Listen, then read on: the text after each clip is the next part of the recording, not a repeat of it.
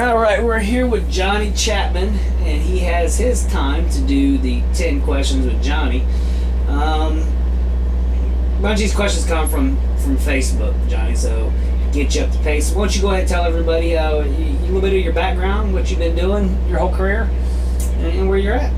I was very fortunate. I had a family that raced, and never did have a lot of money behind us, so we had to do a lot of work ourselves. My grandfather, my dad, and my uncle, they raced up till I started actually running cars when I was 13 and local dirt tracks, and just kept on moving up. And very fortunate to be able to meet the right people and had a lot of good people help me through the years, and just been able to move up and up the ranks. And whether you call it good or bad, this is where we ended up in the Nationwide Series, which I like it a lot. And so we just see what comes up next. All right, so let's go ahead and get started with the questions. The first one comes from Gina and Chad. It says, what has been your most memorable moment in racing? One that sticks out over everything else. Probably winning that NASCAR Dash race here at Charlotte. It's a long time ago, but we did win it and ran really well. It was a good close race, and probably that's one of the biggest moments, and winning that championship with the trucking company that year, and that was a pretty big deal. And I think John Ward basically asked the exact same question. What was your greatest moment in racing? So we'll go to the next one. Ian Stevens wants to know, is there a major difference or a minor difference from switching from the Dash Series to the Nationwide? Actually, it's a big difference. I ran a lot of late models before I went in and started running the Dash Series, and Dash Series was very, very good for me. A lot of throttle control, engine, and tire.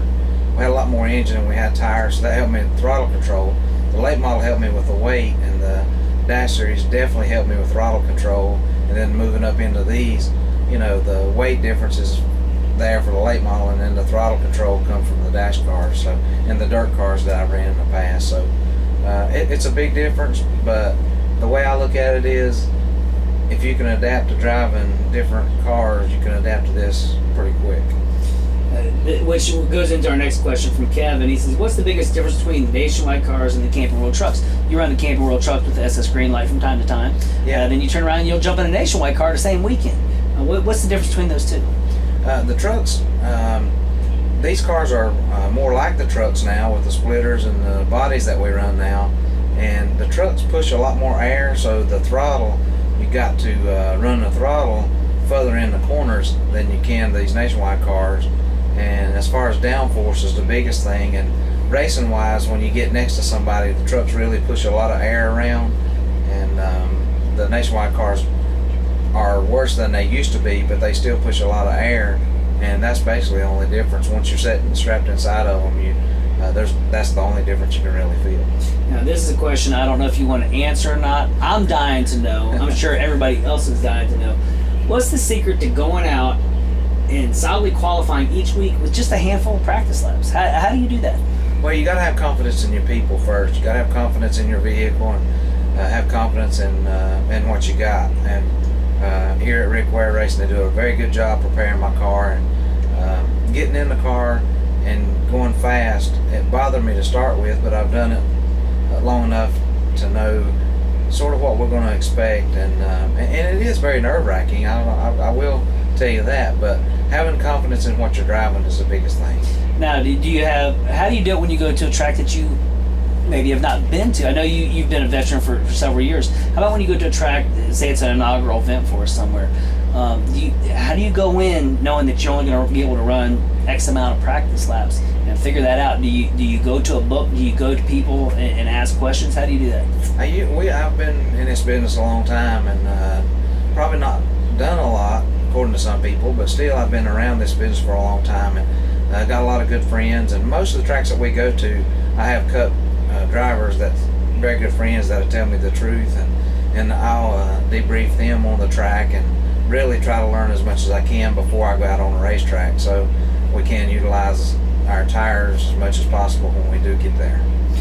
Justin actually has a pretty good question. He says, and he's very cordial, which I like. He says, what do you feel the difference is in the Chevys and the Fords, Mr. Chapman?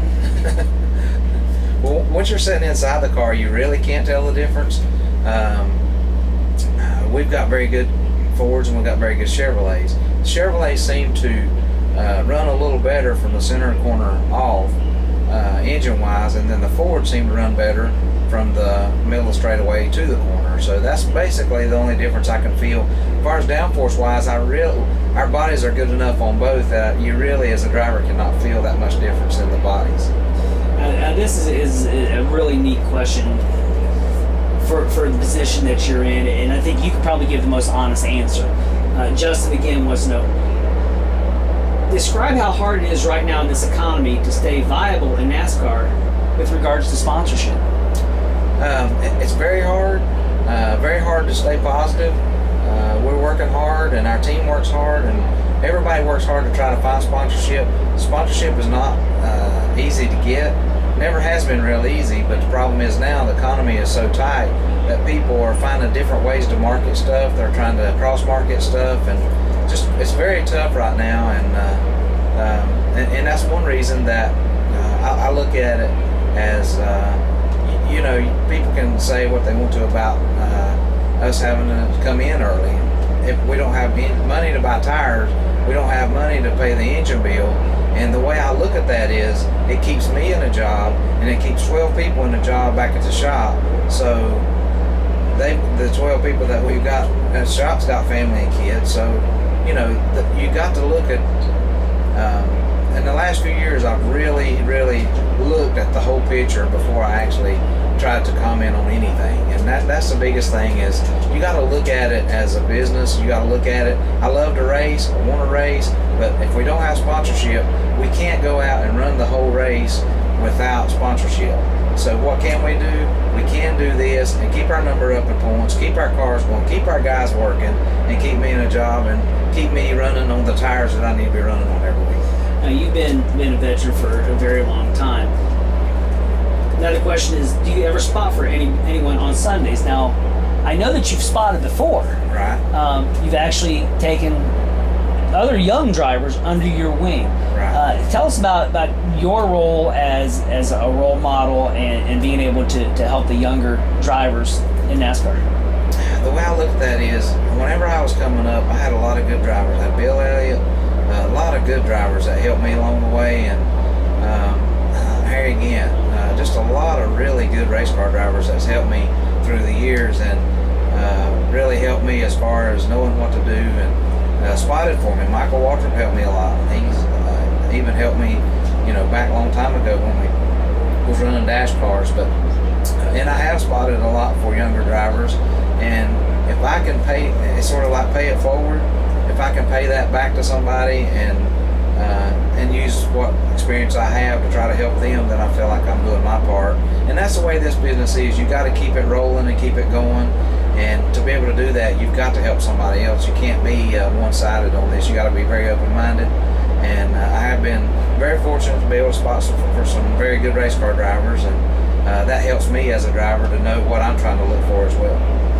Now, obviously, nobody is content in going out and starting parking. I know you don't like it, but like Right. you say, you got to put food on the table. Right. What would it mean to you to be able to go out, and I know that you do this a lot, you go out and work to try to get sponsorship. Right. What would it mean for you to be able to get a hold of a sponsor and say, have belief in me. This is what I could do on 5 laps of practice in a qualifying run. If I get the opportunity to go race, what would that mean to you? And what do you think you could do if somebody said, okay, Johnny, I'm turning the reins loose on you, son. Go do it. Like I said, here at Rickwire Racing, we have very good equipment, very good people, and we just like money. And I would like to think of a sponsorship as being a partnership. Grow with us. If you see what we do with what little money that we have, and what little money that we put into this, our dollar is spent racing. So if we could get a sponsor or a partnership to come on with us, and we do what we can on the racetrack and off the racetrack to make this thing work, then everything works out really well for both sides. We don't want to put a name on a car and just run circles. That's where Dave's job comes in. He has to sell product, and it would mean a lot for me to be able to get a break like that. And I think I could represent the company very well, and and this is a very respectful and respected team in the garage, and it would mean a lot for me to be able to do that, and I would love to be able to do that before I actually have to retire someday when I'm 80. And that would be with a full season. Absolutely. What if, we've talked about turning you loose at Homestead. What's your thoughts on going out there and turning it loose at Homestead if we can come up with a couple more dollars to go let that happen? How much would it mean for you to go out and finally, I mean, you've done how many races this year? You've done, what, 26? 26, I think, yes. Yeah, so pretty close to a season, right. But not had the chance to go out and do it. I know that we joked about it. I think at Richmond, I let you go out and run a bunch of laps, and really well. You were mad because I told you had to come in. You said, Right. I got a top 10 car. Would it be able to feel like you've done something? You can go out and if we could get that put together, it feel like it would put a close to the season. Feel like that, when Bear hoards up everything and goes in for the winter. Hold on a minute. Johnny always seems to tell a story that has to do with either farms or wildlife. So I'm looking forward. I haven't heard this one yet. So go ahead. So when a bear, well, the way a bear hoards up all their food, and then they'll go hibernate. So that's all I got to work with and think about all winter is my last race. You're only as good as your last race in this deal. So if I can go and run Homestead and have a great finish, then they better look out, because I got a story to tell all winter. now Johnny is known for his stories. You infamous throughout the garage for having your stories. Usually something has to do with a child, with one of your kids. As clean as you possibly can, give us your most recent, oh my gosh, my kid did this, or oh my gosh. Well, we've had quite a few of those. Right. And let's see, the most recent is both my kids play football, and my little one, he's 8, and my oldest one's 12. Well, my little one, and this just happened last week. He wants to fuss at the big one about stuff that he don't do on the football field, but when the little one gets there, he wants to try to do the same thing. So I told them both I was going to have them pom-poms and to be cheerleaders. So this week, my oldest son is undefeated in the middle school this year, so they were playing the other undefeated team. So here's my little 8-year-old on the sidelines doing the chains, and he yells out, "Come on, pom-poms, you got to hit somebody." So the coach looks around like, where'd that come from? So you really have to watch what you say here around my house, because they're going to pick it up and start just run with it. But we love that, because we end up getting the story the very next weekend. So Absolutely, that's good. absolutely. Well, I appreciate you coming in here. I appreciate all the fans posing the questions. Keep bringing them. We still got a couple more weeks of racing to go, and I'm sure Johnny would love to sit down and talk to you a little bit more. Absolutely, and I sure appreciate it. And you guys keep sending stuff in, because we are for real here, and we're looking for some help, and just appreciate you guys sending questions in. Thanks.